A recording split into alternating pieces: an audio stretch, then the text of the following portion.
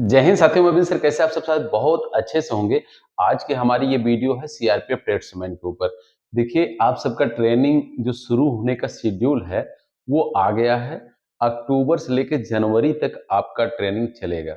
इसके लिए हर एक स्टेट में जो ट्रेनिंग सेंटर है सीआरपीएफ का, वहाँ पर जो कई कोर्स चलते हैं, जहाँ पे ट्रेनिंग होती है, जहाँ पे बीच-बीच में जो प्रशिक्षित हो चुके हैं कमांडो, जो भी ड्यूटी करने वाले जवान हैं, उनका बीच-बीच में रिफ्रेशर ट्रेनिंग हो गया, प्रमोशनल कोर्स हो गया, बहुत सारे कोर्स होते हैं।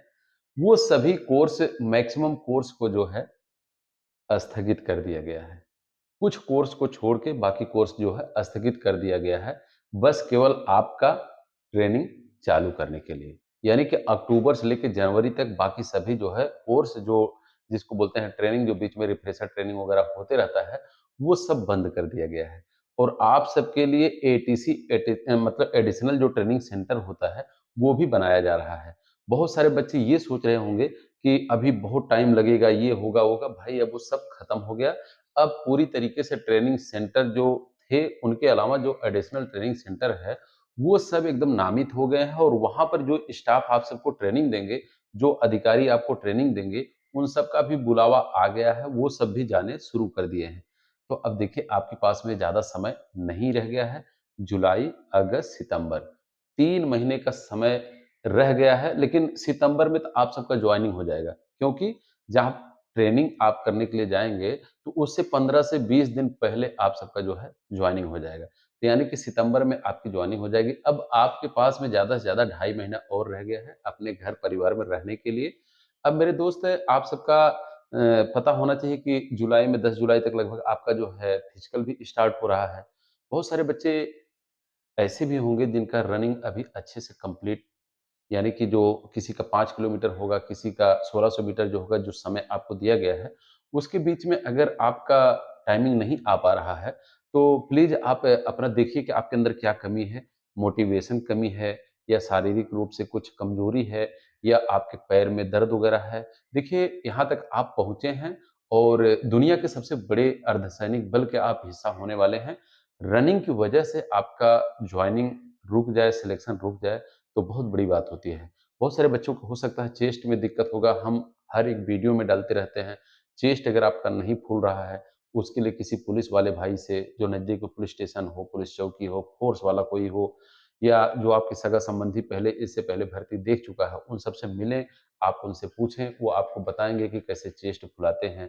अगर चेस्ट कम हो 1-2 सेंटीमीटर, 2-3 फीट ऊपर पैर रखकर अपना बॉडी वार्म अप करके जितना ज़्यादा से ज़्यादा डिप्स मार सकते हैं, बीम मारिए। और बूस्ट वाला पाउडर आता है बहुत सारा, जो बॉडी फुला देता है, थोड़ा-सा वेट बढ़ा देता है, मसल्स बढ़ाने वाला। ये कोई डॉक्टर के आप निगरानी में इसको ले लीजिए। तो कहने का मतलब ये है कि आप फिज़िकल की वजह से, मेडिकल की वजह से आपको नहीं रुकना है, क्योंकि बहुत सारे बच्चे अभी जो है फिज़िकल में, बहुत सारे बच्चे मेडिकल में छाँट दिए जाएँगे।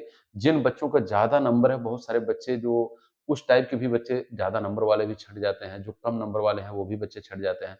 तो कहने का मतलब है मेरिट अभी देखिए डाउन जाएगी, जितना आपका लास्ट गया है फिजिकल वगैरह के लिए जो बच्चे सेलेक्ट किए गए हैं, उसमें से फाइनल मेरिट अभी डाउन जाएगी।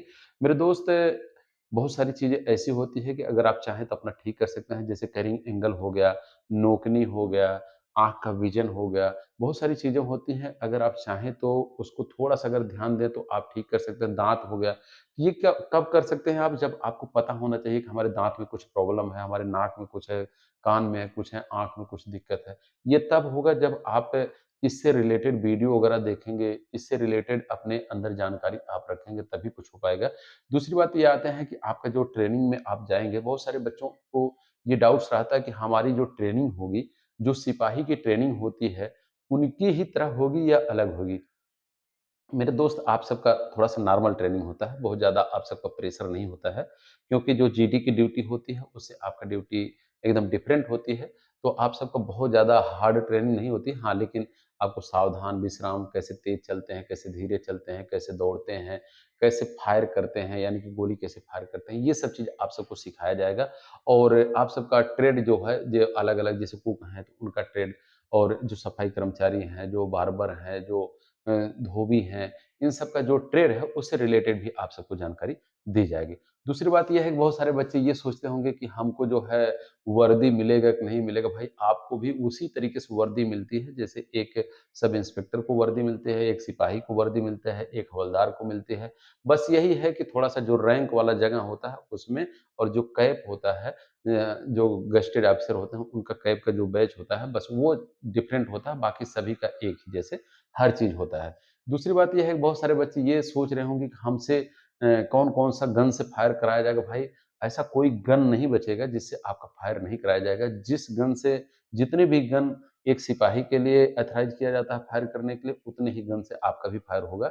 मतलब ये नहीं सोचना है कि हम तो ट्रेड्समैन में भर्ती हो रहे हैं, तो हमको जो है गन नहीं मिलेगा चलाने के लिए। भाई देखिए, अब तो आप सबका सिपाही पद लग गया, ट्रेड्समैन तो हट ही गया है। सिपाही पहले क्या कहते थे कि ट्रेड्समैन बोलते थे, ट्रेड्समैन बोलते थे।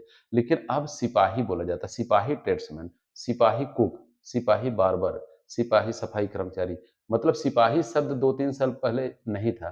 तो अब जब सिपाही लग गया, तो जहाँ भी ज़रूरत पड़ेगा आपसे जनरल ड्यूटी भी लिया जा सकता है। यानी कि कैंप पर कभी ड्यूटी देना पड़ा या कभी इस तरीके की ज़रूरत पड़ा, बंदूक लेकर, हथियार लेकर आपको ड्यूटी करना पड़ा, तो आप जो है ड्यूटी भी देंगे। ये नहीं कि आप केवल बस वाटर कैरियर में हो गए तो बस वही काम करना, कुक में हो गए तो वही काम करना, बार्बर में हो गए तो वही काम करना, वो तो आपका काम है ही है।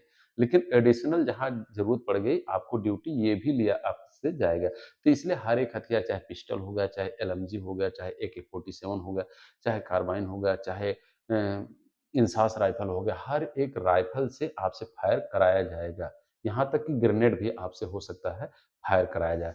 तो ये सब चीज़ है और बहुत सारे बच्चे ये सोचते रहते हैं कि ट्रेनिंग टाइम पे हमको टाइम मिलेगा कि नहीं मिलेगा पढ़ाई-लिखाई करने के लिए। ट्रेनिंग टाइम पे बहुत समय मिलता है। जो समय निकालने वाला बच्चा होता है उसको हर जगह समय मिल जाता है और जो रोने वाला बच्चा होता है उसको चाहे पूरा 24 घंटा दे दिया जाए वहाँ भी वो रोते रहता है। बहुत सारे बच्चे ये पूछते हैं कि सर हम ट्रेनिंग कर लेंगे तो उसके बाद हमको टाइम मिलेगा कि नहीं मिलेगा आगे बढ़ने के लिए और परीक्षा वगैरह देने के लिए? मेरे दोस्त आपको बहुत समय मिलेगा।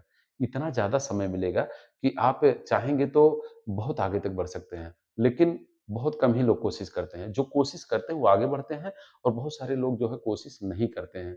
रीज़न ये है कि वहाँ पर आराम मिल जाता है, अच्छा खासा वेतन मिलने शुरू हो जाता है। उसके बाद लोग भूल जाते हैं कि हमको आगे भी बढ़ना है।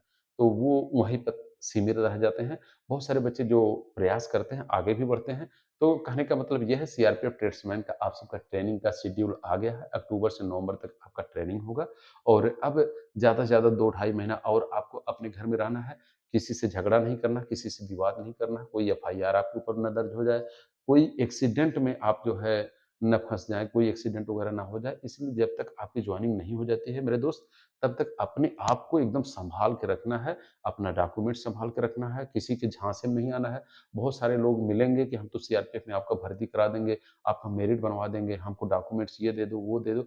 ऐसे सब झांसे में नहीं पड़ना है। सब कल आजकल सब कुछ जो है एकदम डिजिटल हो रहा है, सब एकदम पारदर्शी तरीके से हो रहा है। किसी भी चक्कर में नहीं पड़ना है और बस ऊपर वाले के ऊपर और अपनी मेहनत के ऊपर और अपने मम्मी-पापा के आशीर्वाद के ऊपर एकदम डिपेंड रहना है।